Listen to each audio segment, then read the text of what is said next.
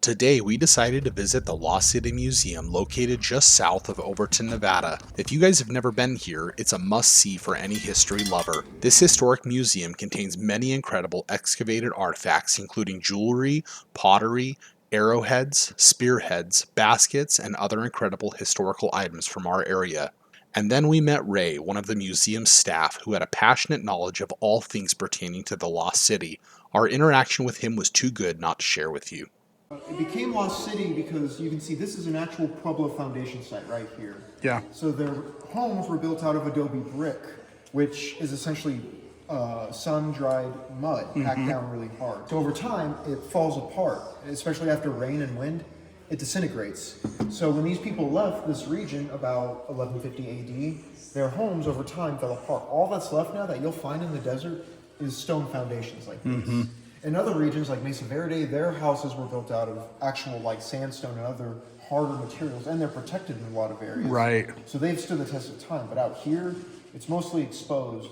So this, like this right here, is this an actual, This is inside the building, this Yes. is an actual historical yeah, site? the building was built around it. Oh man, that's so cool. Because at one point, that first room you came in, that was the original museum. Yeah. Built in 35, so right Gotcha. out the back we had some foundations. From a standpoint of like some of the influence, a lot of it is it Anasazi kind It of is, more? yes, Ancestral Puebloan, yes. Okay, Ancestral These people are Puebloan. wholesale Ancestral Puebloan. Okay, So all there right. are 5 main branches of the Anasazi, the Ancestral Puebloans. You have Rio Grande, Mesa Verde, Chaco Canyon, Cayenta, and then the Virgin River Ancestral Puebloans, which that's what these people are. Okay. Are the Virgin River Ancestral Puebloans. Awesome.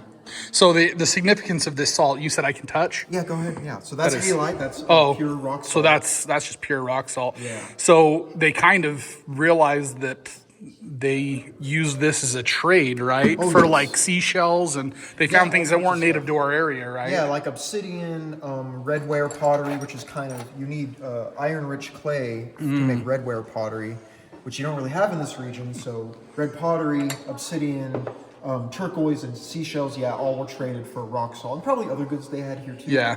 Rock salt was the big one. I can imagine, like back then, as they're preparing like cornmeal and cooking meat. Like I know me, if I throw a meat on the fire, having some salt on it, man, Oh, it yeah. sure makes it taste so much Tastes better. better. It's an important nutrient. Yes. It can be used to preserve food too, Right. So very important. Preservation and electrolyte, like Yeah. it was very critical, Very important. especially out here in the desert, right? To those people that were Oh, living in yeah. such an arid area. So Oh, for sure. that's amazing. So what are the other things that are on the table Well, we here? have a lot of stone tools, which are authentic. A flint knapper, monos used for grinding corn and other food, hammer, and maybe a chisel or an axe. And what was the flint knapper used for? Yeah, flint knapper. So these were used for taking obsidian or like agate and shaping it into stone tools, like Oh, okay. arrowheads, spear points, things like that. Wow, that's amazing. And what's this right here? So this is an atlatl, which means spear thrower. Okay. And this is what they used before they had bows and arrows. They'd So- like lay it down right there and Yes, they'd throw They it. take a dart like this, usually hoisted to a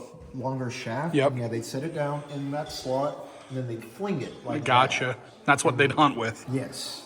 Man, And that's then so a digging cool. stick for agriculture, for farming. And do you say, are these actual, These are pottery shards, yes, actual pottery like shards. legitimate pottery yeah, shards go and we ahead. can touch? Yeah, go That is so ahead. cool that you guys added the ability to come in and grab things and look Yeah, at well, them. you know, the funny thing is these are pieces that we don't know a lot about, so Yeah. they're not very useful for research Yeah. or even display purposes, but great for education. Oh yeah, for sure.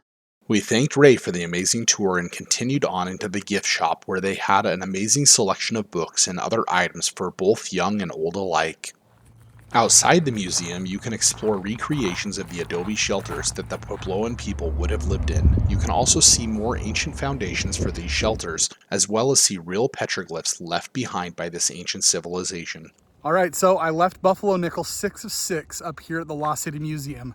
Not sure if they're gonna let us keep it up here for one of you guys to find, or if it's gonna be a donation to the museum curator. So either way, 6 of 6 is here at the Lost City Museum.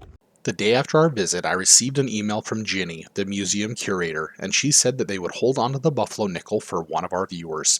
You can visit their website to plan your trip at www.lostcitymuseum.org.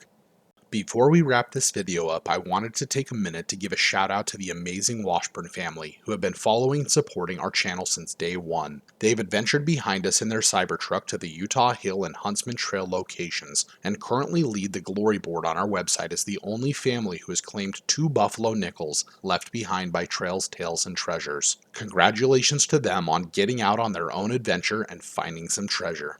Thank you so much for watching. I hope you enjoyed exploring the Lost City Museum with us. We will see you all on the next video. Until next time, happy trails, my friends.